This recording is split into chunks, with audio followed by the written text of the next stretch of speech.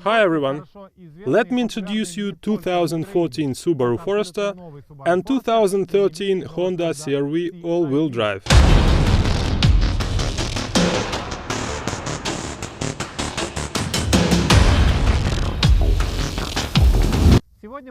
We have prepared plenty of trials for this test, and I hope this will help us to discover what are they really capable of.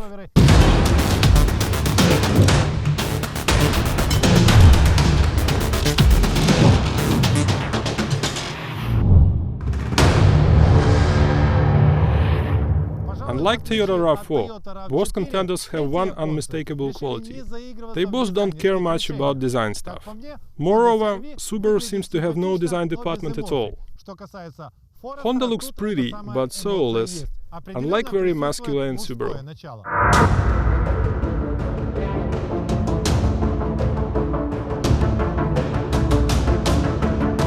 Honda traditionally builds well-organized interiors for their cars, and this one is not an exception. The steering wheel has two-way adjustment.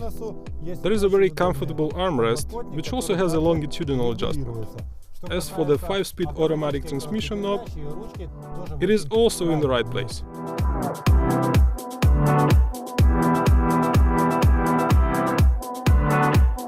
You can adjust the steering wheel the way you like. And it really looks clever with a lot of useful control buttons on it. Subaru has driver power seat, with a few adjustments unlike front passenger seat, which is pure muscle powered.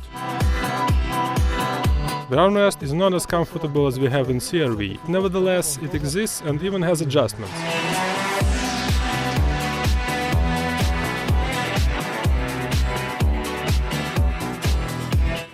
We like the instruments much and absolutely hate the computer graphics.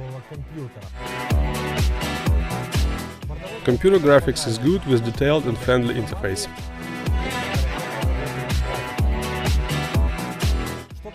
As for the main display, it rather looks like it came from the first Russian spacecraft. Graphics has two tiny elements and buttons are so small that you can hardly push it with the human fingers.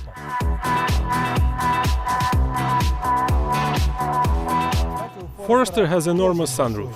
It adds some kind of airy feeling to its spacious cabin.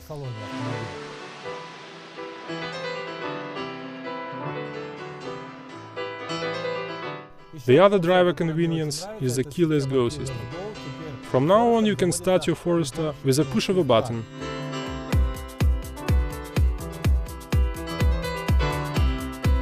You can find a proper shelf for your mobile phone in a CR-V. Let's see whether Subaru has the same feature or doesn't. I would say Subaru built a small house in the Forester for your beloved iPhone.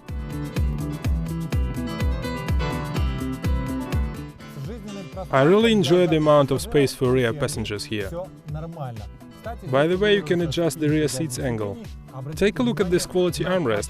Honda indeed has the best engineering excellence in terms of the cabin flexibility.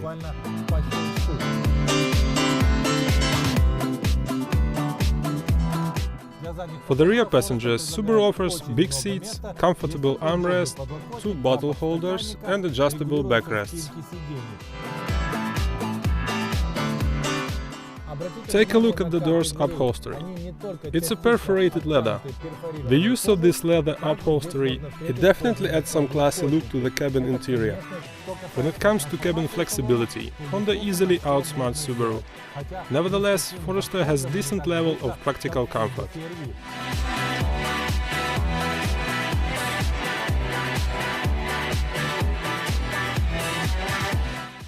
Unlike Forester, CR-V offers a flat floor for rear passengers.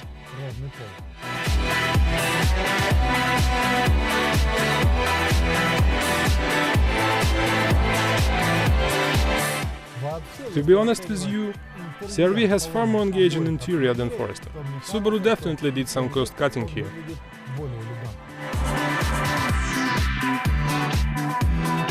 CR-V has the same price tag as Forester, but it doesn't have a power trunk door unfortunately. So the only option left for us is to use some brutal muscle power to open it.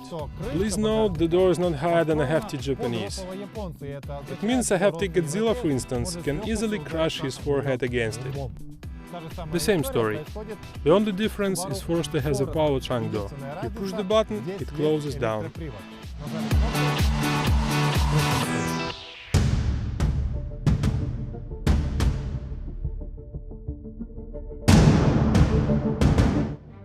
First we do is a braking test.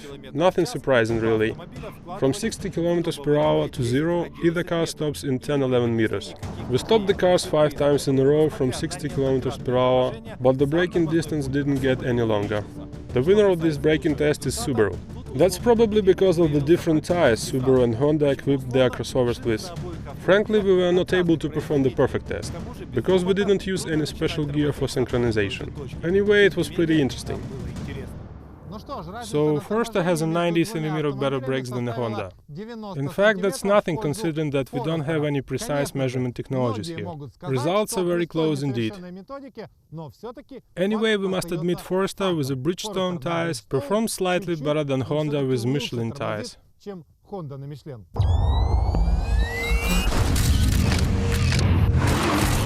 Because crossovers have higher center of gravity, lazy suspension and bulky body, slalom is not an easy task for any of them, regardless of the shield on the grille. This time, however, we're eager to examine the Subaru marketing boys' favorite fairy tale about boxer engines that guarantee you the lowest center of gravity all the way from Fuji to the end of the world and far beyond. We start with Honda. The CR-V is surprisingly wieldy and feels much more of a car-like vehicle. Honda's electric power steering does its job properly. Everything is smooth and silky. Though CR-V feels a bit lazier, and it seems like Forester must tear this Honda Mummy-mobile stuff to pieces with its sporty motor and agile steering. But will it really? As for me, Honda performs much better on a slalom track than a Subaru, but we don't know the results though.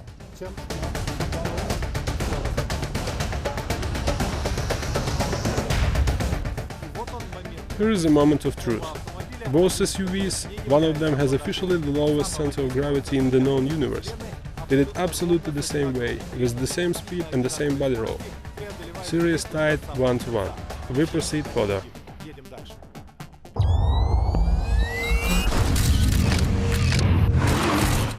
We'll do some diagonal hanging today to check out how their all-wheel drive systems perform.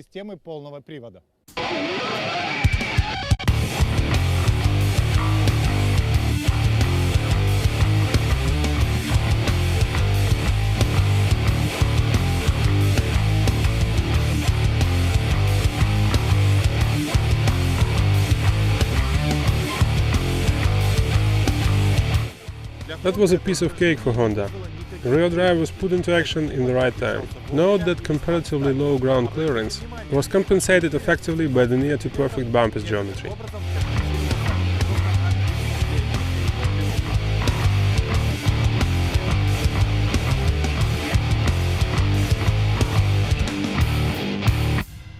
Let's make some body twisting test of CR-V. I open the trunk.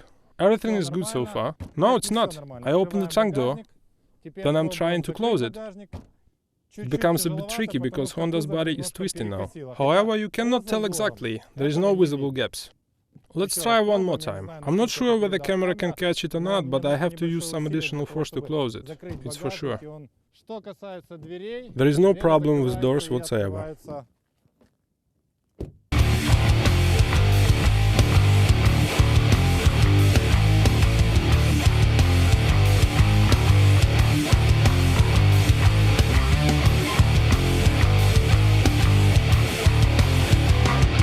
Forester didn't give in as well, so there was no need to ask Subaru Electronic Assistant, X mode, to help us. Problems arose only when we tried to move up the steep hill, and even bigger ground clearance didn't manage to help us much. We should be more careful when driving a Subaru though, which has a slightly worse bumpers geometry for off-roading.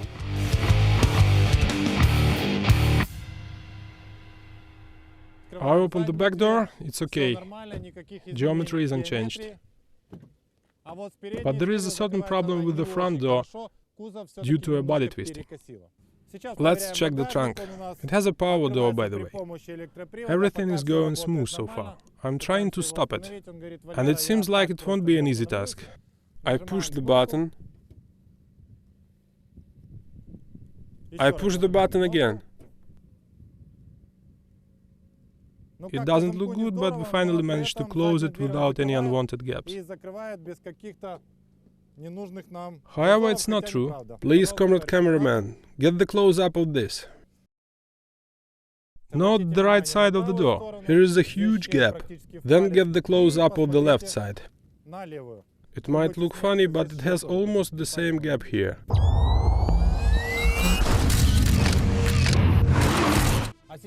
We finally reached the hill which Toyota RAV4 has failed to conquer last time. Let's see who else will fail to reach the top of the hill.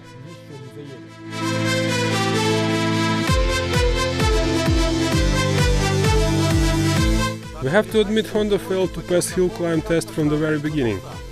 Since CR-V lost its momentum, it relinquishes the fight for survival in the desert and literally dig itself into the sands. From the second attempt, it became clear that rear wheel didn't help us much since only front wheels are engaged in the work of digging and spinning. The explanation is simple. This pictogram means four-wheel drive system overheat.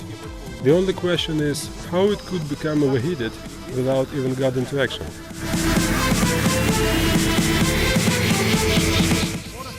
Forester looks daring thanks to its all-wheel drive system. It reached farther than Honda. Subaru's wheels have been eating sand till it finally rests in peace on its belly.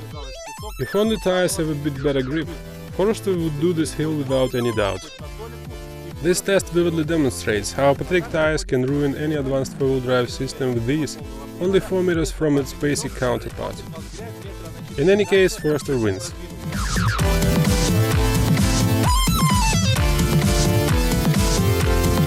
So we made a good forecast. Neither Forester nor CR-V has made it until the end.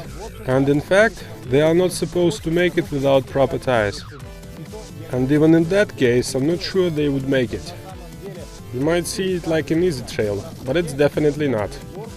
Actually, it's purposely built for the proper off-road car, with the proper tires and a full set of diff locks.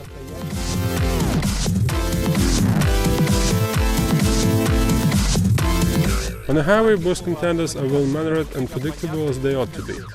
Honda is definitely more quieter, thanks to a better noise insulation, and has more comfortable ride. This car is destined for more relaxed trips. Unlike Honda, Subaru has a passion. Its motor revs happily and responses to the gas pedal. You have to get used to it. This crossover is truly made for active maneuvering and overtakes. If you enjoy dynamic driving, it won't leave you disappointed. In fact, fuel consumption is the only downside of the Forester comparing to Honda.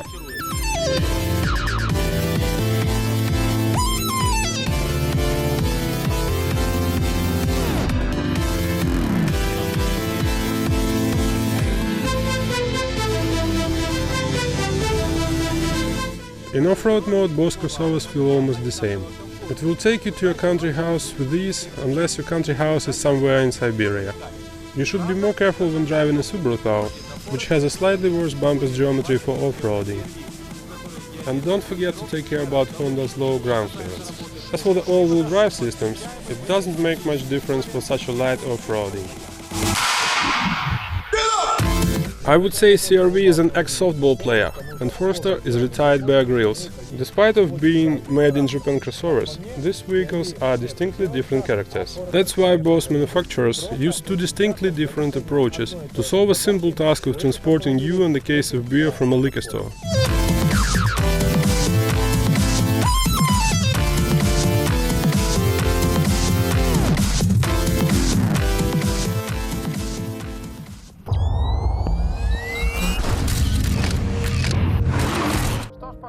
So here is the last trial for our crossovers, quarter-mile drag race.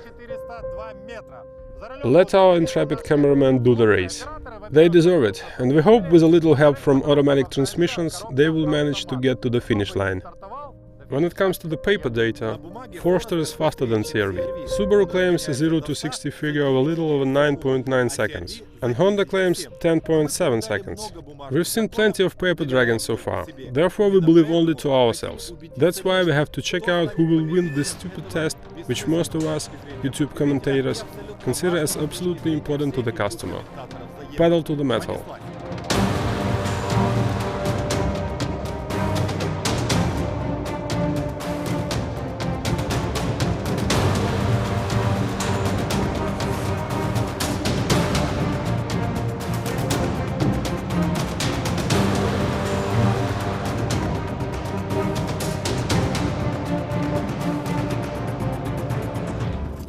There is a good old tradition in Russia. When you buy 5 hot dogs, you should try to put together a real husky out of them. I dare to recommend the same for the Japanese car manufacturers. Buy you each other's SUV. If Forester lacks some off-road capability due to its bumper geometry, use the one from CR-V. And if CR-V has the same ambition, let it use Subaru all-wheel drive system. In any case, the both Honda and Subaru have enough virtues to make customers love them until the death do them apart.